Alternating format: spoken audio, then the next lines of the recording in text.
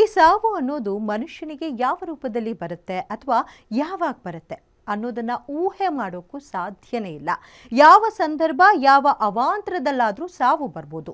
ಯಾರೋ ಮಾಡಿದ ತಪ್ಪಿಗೆ ಇಲ್ಲೊಬ್ಬ ಅಮಾಯಕ ವೃದ್ಧ ಬಲಿಯಾಗಿದ್ದಾನೆ. ಅಷ್ಟಕ್ಕೂ ಏನಾಯ್ತು ಹೇಳ್ತೀವಿ ಈ ಸ್ಟೋರಿನಲ್ಲಿ. ಸಿಲಿಕಾನ್ ಸಿಟಿಯಲ್ಲಿ ಜವರಾಯನ ಅಟ್ಟಹಾಸ. ಸರಣಿ ಅಪಘಾತಕ್ಕೆ ವೃದ್ಧ ವಕೀಲ ದುರ್ಮರಣ.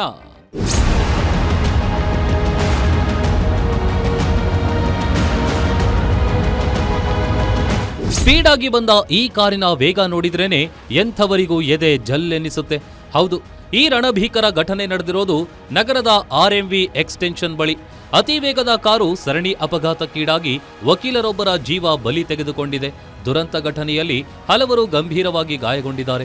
ಅತಿ ವೇಗವಾಗಿ ಬಂದ ಸಿಯಾಸ್ ಕಾರು ಪಾದಚಾರಿ ಚಂದ್ರಶೇಖರ್ಗೆ ಡಿಕ್ಕಿ ಹೊಡೆದಿದೆ.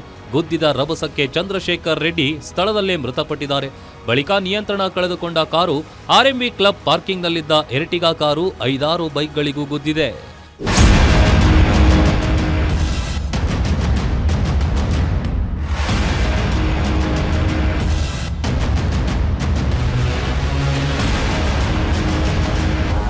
ಇನ್ನು ದುರಂತದಲ್ಲಿ ಸಾವನ್ನಪ್ಪಿರೋ ವೃದ್ಧ ಪಾದಚಾರಿ ಚಂದ್ರಶೇಖರ್ ರೆಡ್ಡಿ ವಕೀಲರಾಗಿ ಸೇವೆ ಸಲ್ಲಿಸುತ್ತಿದ್ರು ಅಂತ ತಿಳಿದು ಬಂದಿದೆ.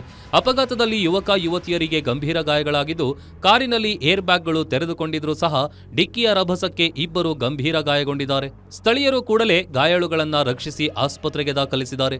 ಈ ಸಂಬಂಧ ಸಂಜಯ್ ನಗರ ಸಂಚಾರ ಪೊಲೀಸ್ ಠಾಣೆಯಲ್ಲಿ ಪ್ರಕರಣ ದಾಖಲಾಗಿದ್ದು, ಖಾಕಿ ತನಿಖೆ ಮುಂದುವರೆಸಿದೆ.